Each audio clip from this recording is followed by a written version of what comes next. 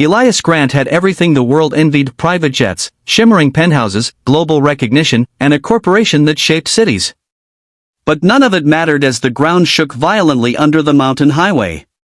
His convoy screeched to a halt, the road split like paper, and in seconds, a tunnel ahead collapsed with a roar that swallowed the world.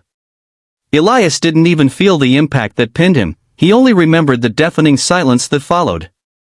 He tried pushing the slab, crushing his legs, but pain shot up his spine. His flashlight flickered, casting trembling shadows over the mangled steel around him. Each breath tasted like dust. Each second felt like a countdown. "Not like this, please," he whispered, realizing just how fragile he truly was. For once, the billionaire who once commanded boardrooms couldn't command fate.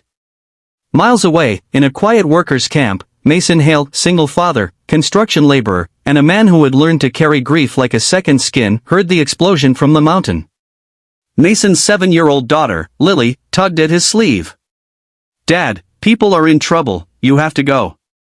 Her words echoed the same urgency Mason felt burning in his chest. Rescue sirens wailed toward the site, but Mason arrived before them. Dust choked the air, twisted metal jutted out like broken bones, and the tunnel had become a grave for anyone inside. The official team taped off the area, shaking their heads. "No survivors possible," the captain announced. But Mason didn't listen. He walked to the rubble, placed his ear against the cold stone, and in the heavy silence, he heard it, soft, weak, but real. A voice. "Help!" The world might have given up. The officers might have called it hopeless.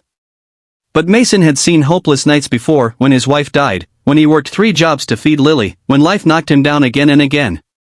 Yet he always got up. He grabbed a discarded shovel, wiped the sweat already forming on his brow, and started digging. "Mason," the captain shouted. "This is dangerous." "Then let it be dangerous," Mason said, his voice low but unshakable. "Someone's alive. I'm not leaving him." Hour after hour, with only his small flashlight and his stubborn faith keeping him going, Mason dug through layers of collapsed stone. His hands bled. His back screamed. But he didn't stop, not even when night swallowed the sky. Inside the darkness of the tunnel, Elias's vision blurred. He whispered again, thinking it was only the echo of his fading mind, "This is my end." But this time, someone heard him. And that someone refused to let go. Chapter 2. By midnight, the rescue crew had fallen quiet, watching Mason work with an intensity that seemed impossible. Every time he shifted a rock, every time he cleared debris, he whispered encouragement, not to himself, but to the stranger he hadn't even seen yet. "Hold on, buddy. I'm coming." Inside the tunnel, Elias was drifting between reality and unconsciousness. Memories of his childhood flashed, before the fame, before the money, before loneliness wrapped itself around his success. He thought of the promises he broke to people who loved him, the workers whose lives he hardly acknowledged, the world he moved through without truly seeing. Maybe this was justice. Maybe this was the end he deserved. Until he heard it. A sound. Metal against stone. A grunt. A voice. "Hey! You hear me? Keep breathing." Elias's eyes snapped open. That wasn't a hallucination. Someone was there. Someone was fighting for him. I'm here," Elias managed, barely audible. Mason froze. He had heard it again. Not a whisper carried by imagination, an actual human voice. "That's it." Mason shouted, hope flaring in his chest. "Talk to me. I'm almost through." He dug faster, ignoring the throbbing pain in his hands, the warnings shouted by rescuers, the tremors threatening another collapse. When a beam shifted dangerously above him, 2 rescue workers rushed in to pull him away. "You'll die in there," one yelled. Mason shoved their hands aside. "Then I'll die saving him."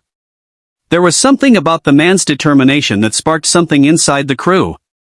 One by one, they joined him. Tools were passed.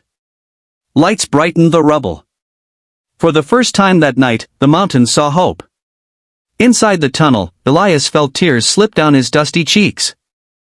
Someone he didn't know refused to abandon him. Hours passed. Dawn crept over the horizon, painting the sky gold. And in that soft light, Mason uncovered a fractured metal panel. Behind it, he saw movement. A hand. A human hand. "I've got him!" Mason shouted, adrenaline exploding through him. He cleared the remaining debris until finally he uncovered the billionaire's face. Pale, bruised, barely conscious, but alive. Elias blinked up at him. You saved me." Mason shook his head, smiling through exhaustion. "No, man. You kept calling. I just followed your voice." Rescue medics rushed in, lifting Elias onto a stretcher. But Elias reached out, gripping Mason's arm with surprising strength. "Why?" he whispered. "Why would you risk your life, for me?" Mason looked at him, eyes tired yet full of something Elias had never truly known: raw humanity.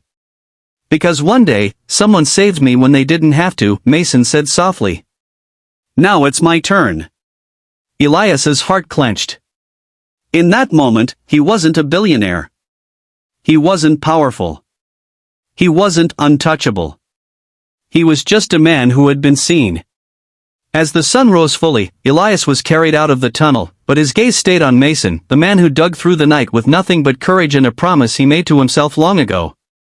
And deep inside, Elias made a new promise, one that would change both of their lives forever.